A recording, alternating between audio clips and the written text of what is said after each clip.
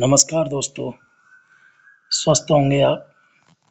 जैसा कि आपको दिखाई दे रहा है टॉपिक में अव्यय एवं वाच्य पर आज हम चर्चा करने वाले हैं और मैं यहाँ बहुत ही शॉर्ट रूप से ये वीडियो प्रेजेंट करने वाला हूँ, यानी बहुत जल्दी में हम अव्यय एवं वाच्य दोनों को कंप्लीट करेंगे ट्रिक के माध्यम से। तो आगे बढ़ते हैं।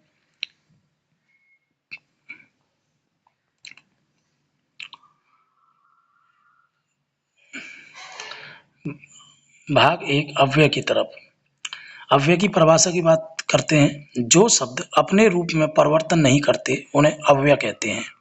यानी वे शब्द जिनमें बदलाव ना हो, जिनमें परिवर्तन ना हो, जिनमें चेंज ना हो या जो बदल ना पाए, ऐसे शब्द शब्द जो है वो अव्यय कहलाएंगे। अर्थात जो लिंग वचन कारक पुरुष के अनुसार नहीं बदलते, यानी इसमें ऐसे शब्दों में किसी भी तरह का बदलाव नहीं होता। दूसरे शब्दों में अगर हम समझना चाहें तो ऐसे समझ सकते हैं आ और व्यय। आ मीन्स नहीं, व्यय मीन्स खर्च। अर्थात ऐसे शब्द जो खर्च ना हो, जो व्यय ना हो, ऐसे शब्दों को हम अव्यय शब्द कहते हैं। उदाहरण देखेंगे, अब, तब, यहाँ, वहाँ, बहुत, जल्दी, कल, कभी आदि। ये सभी जो हैं अव्यय शब्द हैं। जैसे अब तुम्हें आ जाना चाहिए, तो इस वाक्य में अब तुम्हें आ जाना चाहिए, तो अब के स्थान पर क्या कोई दूसरा शब्द चेंज हो सकता है या अब शब्द को हम परिवर्तित कर सकते हैं? नहीं कर सकते, इसलिए यह अव्यय शब्द है। तो अव्यय के भेदों की बात करें तो अव्यय अव्यय के मुख्यतः 4 भेद होते हैं। नंबर 1 क्रिया विशेषण अव्यय, नंबर 2 समुच्चय बोधक अव्यय, नंबर 3 निपात अव्यय, नंबर 4 संबंध बोधक अव्यय।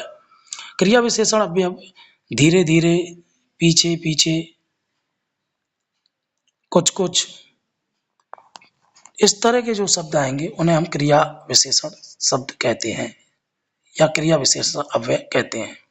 समुच्चय बोधक की बात करें तो और, लेकिन, क्योंकि आदि शब्द अगर दिखाई दे जाएं तो वहां समुच्चय बोधक अव्यय होता है। निपात अव्यय की बात करें, जैसे ही, तो, भी, क्या, ना, तो ऐसी जगह पर जो है निपात अव्यय का प्रयोग किया जाता है। निपात के बारे में मैं बताना चाहूंगा। निपात का प्रयोग किसी शब्द को पर जोर देने के लिए या किसी शब्द की प्रेजेंटेशन बढ़ाने के लिए या किसी शब्द की वैल्यू बढ़ाने के लिए किया जाता है।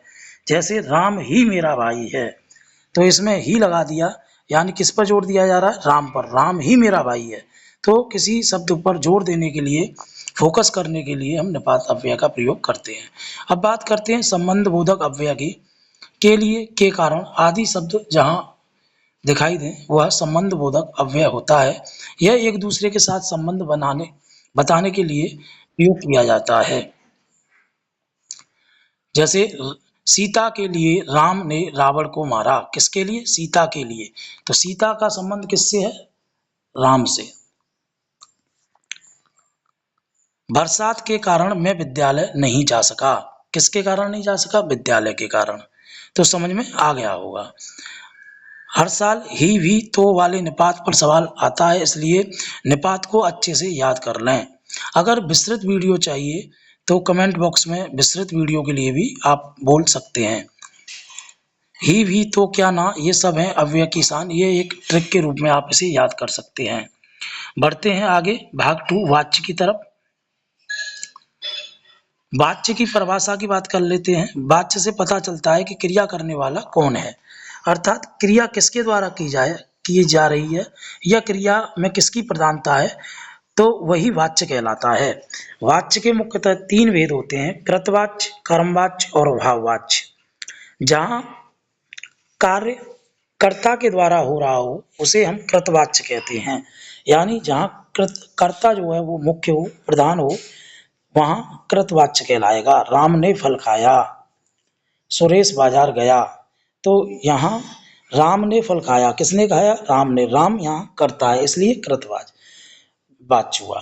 ऐसे ही सुरेश बाजार गया, तो बाजार कौन गया? सुरेश गया, तो सुरेश यहाँ कर्ता है, इसलिए ये कृतवाच्य हुआ। कर्मवाच्य की तरफ बात करते हैं, जहां वाक्य में कर्ता पर फल ना पड़े, यानी कर्ता की बजाय कर्म पर फल पड़े, वहां कर्मवाच्य होता है। जहां कर्म प्रधान होता है यानी इम्पोर्टेंस इन वाक्यों में कर्म पर दिया जाएगा। जैसे फल राम द्वारा खाया गया, फल किसके द्वारा खाया गया? राम के द्वारा।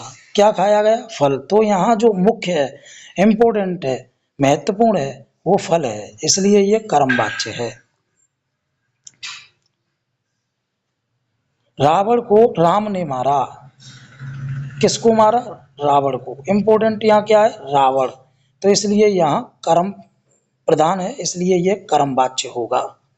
अब बात कर लेते हैं भाववाच्य की तरफ, जहां ना कर्ता प्रधान हो और ना कर्म प्रधान हो, यानी ना तो वाक्य का प्रभाव कर्म पर पड़ रहा हो और ना वाक्य का प्रभाव कर्ता पर पड़े, केवल, ठीक है, तो वहां हम भाववाच्य लिख देंगे या वह भाववाच्य कहलाएगा।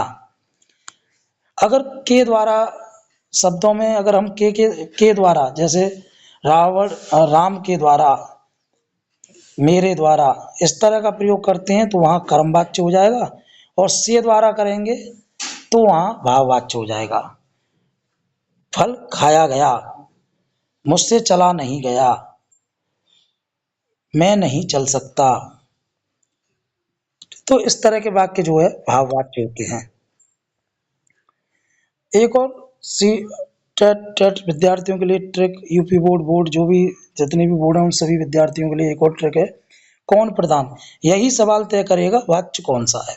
अगर आपने ये जान लिया कि इसमें कर्ता प्रधान है, कर्म प्रधान है, या दोनों प्रधान नहीं है, तो भाव प्रधान है, वहां जो है आप वाच्य को अच्छे से कर पाओगे। यही सवाल तय करेगा कि वाच्य कौन सा है। अक्सर पूछा जाता है राम ने फल खाया, वाक्य में कौन सा वाक्य है? तो आपका जवाब क्या आना चाहिए? कृतवाच्य। 1 से लेकर 2 मार्क्स के सवाल हर बोर्ड परीक्षा में आते हैं। यहाँ से सी टेट में वाच्य की पहचान से संबंधित प्रश्न जरूर पूछे जाते हैं। अगर वाक्य में द्वारा है तो कर्मवाच्य, अगर भाव या क्रिया दिखे तो भाववाच्य। ठीक है, तो दोस्तों आज हमने सीखा अव्यय एवं वाच्य एकदम आसान तरीके से। अगर वीडियो अच्छा लगा हो तो लाइक करें, शेयर करें और मस्ती की पाठशाला भाई आरके को सब्सक्राइब करना ना भूलें। कमेंट में बताओ अगला टॉपिक कौन सा पढ़ना चाहोगे। जय हिंदी, जय व्याकरण। धन्यवाद।